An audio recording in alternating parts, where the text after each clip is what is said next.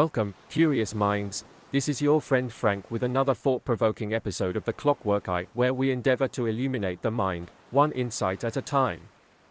As we continue our mission to bring light and acumen to the labyrinth of the mind, today we embark on a fascinating journey through the perplexing paradox known as the Ship of Theseus.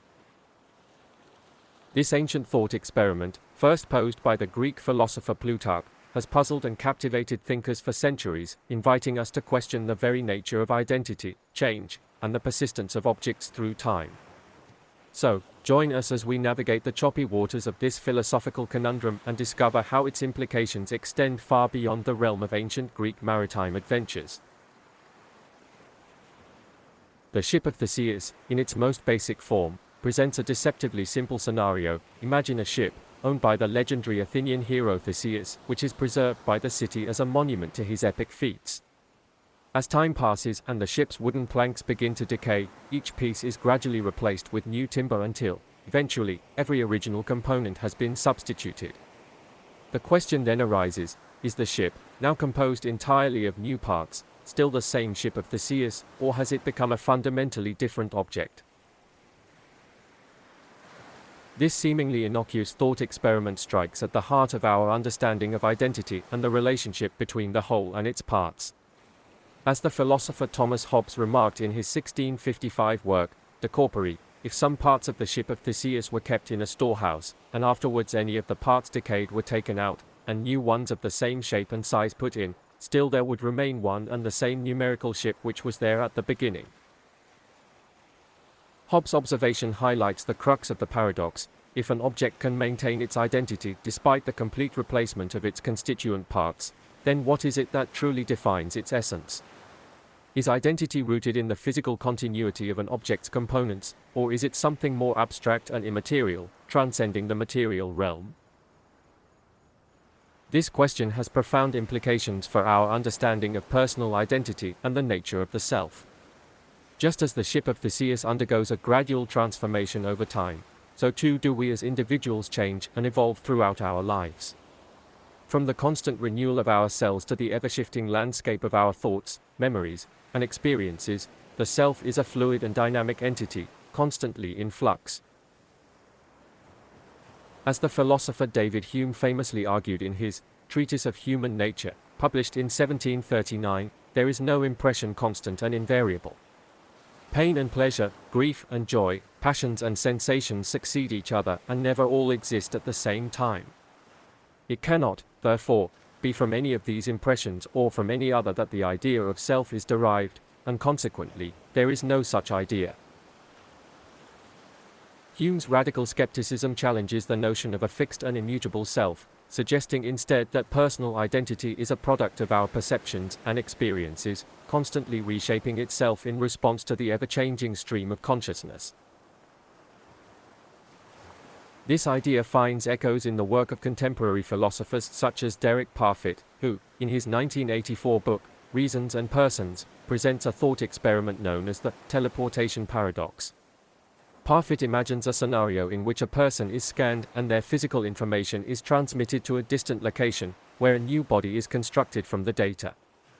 The original body is then destroyed, raising the question, is the teleported individual the same person as the original, or a mere copy? Parfit's thought experiment, like the Ship of Theseus, challenges our intuitive notions of identity and the continuity of the self. If our physical bodies can be replaced without altering our fundamental identity, then what is it that truly constitutes the essence of who we are? These philosophical puzzles have significant implications for our understanding of memory, consciousness, and the nature of the mind-body relationship. If the self is not a fixed and unchanging entity, but rather a dynamic and emergent property of our experiences and perceptions, then the boundaries between the individual and the world become blurred, inviting us to reconsider our place in the larger fabric of reality.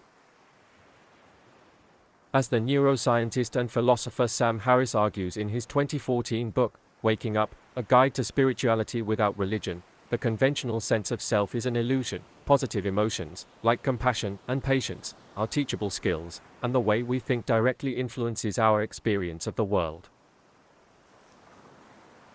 Harris' perspective, rooted in both Western philosophy and Eastern contemplative traditions, suggests that by cultivating a more fluid and expansive sense of self, we can develop greater resilience, empathy, and equanimity in the face of life's challenges and uncertainties.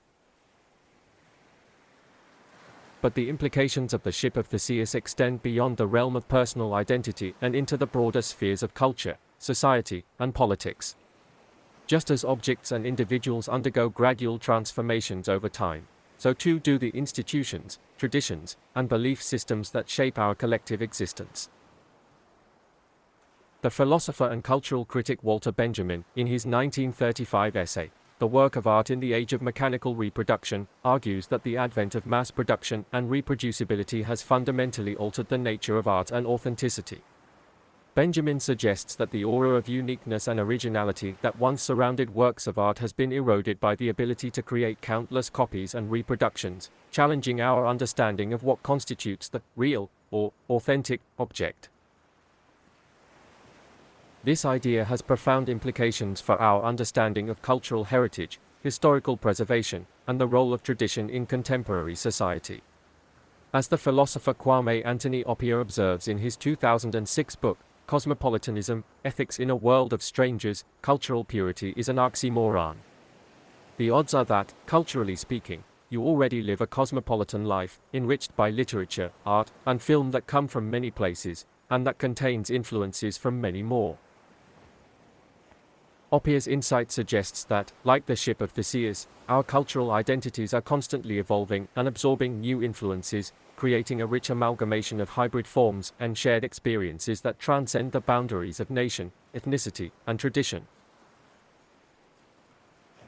In the realm of politics, the Ship of Theseus paradox raises questions about the nature of political change and the persistence of institutions over time.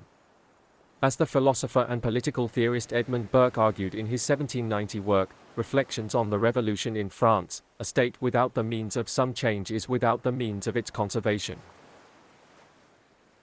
Burke's observation highlights the delicate balance between stability and change that characterizes successful political systems. Just as the Ship of Theseus maintains its identity despite the gradual replacement of its parts, so too must political institutions adapt and evolve in response to the changing needs and values of the societies they serve. But the process of political change is rarely smooth or uncontested. As the philosopher and activist Angela Davis reminds us in her 2012 book, The Meaning of Freedom, and Other Difficult Dialogues, you have to act as if it were possible to radically transform the world. And you have to do it all the time. Davis' call to action underscores the importance of individual agency and collective struggle in shaping the course of history and creating a more just and equitable world. Like the Ship of Theseus, our political and social realities are not fixed or immutable, but rather the product of ongoing negotiation, contestation, and transformation. As we navigate the complex and ever-changing landscape of personal identity, cultural heritage, and political change, the Ship of Theseus serves as a powerful reminder of the fluid and dynamic nature of reality.